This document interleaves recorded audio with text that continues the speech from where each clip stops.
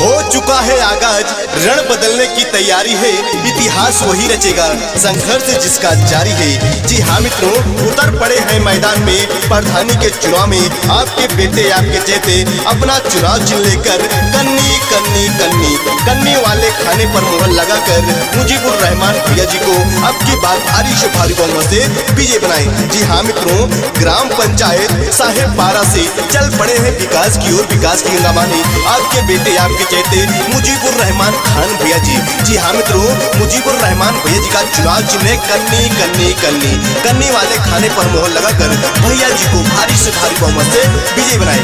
गायक अमन मिश्रा। मुजीबुर रहमान छुआ पैया सोना चाची चाचा भैया अब की मिली के बनावा पारा धनवाना, अब की मिली के बनावा पारा धनवाना, पारा धनवाना ओ पारा धनवाना, धनवाना ओ पारा धनवाना, अब की मिली के बनावा पारा धनवाना, अब की मिली के बनावा पारा धनवाना।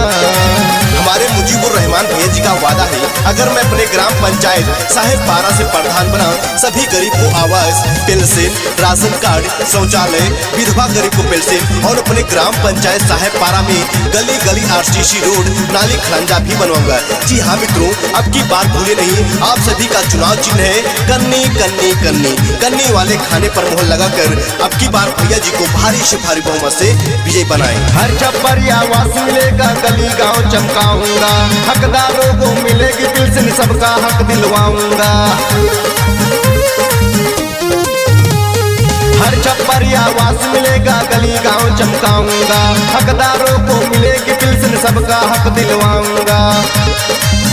सुना कॉलेज वाले भैया ये टक्कर के चल भैया, अब की मिले के बनावा पारा धनवाना, अब की मिले के बनावा पारा धनवाना, पारा धनवाना ओ पारा धनवाना, धनवाना ओ पारा धनवाना, अब की मिले के बनावा पारा धनवाना, चाची मिले के बनावा पारा धनवाना। ग्राम पंचायत साहेब पारा का चुनाव चिन्ह है कन्नी, मुजीबुर रहमान खान भैया जी का चुनाव चिन्ह है कन्नी, माताओं बहनाओं का चुनाव चिन्ह है कन्नी, भाइयों का चुनाव चिन्ह है कन्नी, दादा का चुनाव चिन्ह है कन्नी, बुजुर्गों का चुनाव चिन्ह है कन्नी, चाचा का चुनाव चिन्ह है कन्नी, भैया का चुनाव चिन्ह है कन्नी, हम सब नौजवानों का चुनाव चिन्ह है कन्नी। कन्नी कन्नी कन्नी कन्नी वाले खाने पर मोहर लगाकर अपने बेटे अपने चेते मुजीबुर रहमान खान भैया जी को अब की बार भैया जी को भारी से भारी बहुमत से विजय बनाए। जब भी कोई पड़े मुसीबत भैया दौड़े आते हैं, रुपया पैसा भाग दौड़ में पूरा साथ निभाते हैं। जब भी कोई पड़े मुसीबत भैया दौड़े आते हैं, रुपया पैसा भाग दौड़ में पूरा साथ निभाते हैं। कौनो घर नहीं छूटी जावन हवे टूटी फूटी, अब की चमके सबकी मकनवाना, अब की चमके सबके मकनवाना, मकनवाना हो मकनवाना, मकनवाना हो मकनवाना, भैया मिल के बनावा पारा धनवाना, चाचा मिल के जितावा पारा धनियाना। वो तख्त बदल देंगे, वो ताज बदल देंगे, वो तख्त बदल देंगे, वो ताज बदल देंगे और आने वाले समय में हम पैमानों का साम्राज्य बदल देंगे। ये कहना है आपके बेटे आपके चहेते मुजीबुर रहमान खान भैया जी का। जी हाँ मित्रों, अब की बार भूली नहीं, आपके बेटे का चहेते का चुनाव चिन्ह है कन्नी कन्नी कन्नी कन्नी वाले खाने पर मोहर लगाना है और भैया जी को भारी से भारी बहुमत से विजयी बनाना है। कोई योजना आए भैया सबको ये दिलवाएंगे, गली गली आरसीसी रोड नाली भी बनवाएंगे।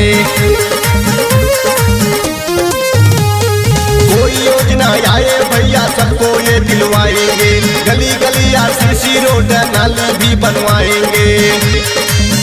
सुना बर्तन के मजोया ये मोबाइल वाले भैया, अब की मिले के बनावा पारा धनवाना, अब की मिले के बनावा पारा धनवाना, पारा धनवाना ओ पारा धनवाना, धनवाना ओ पारा धनवाना, अब की मिले के बनावा पारा धनवाना, चाची मिले के बनावा पारा धनवाना।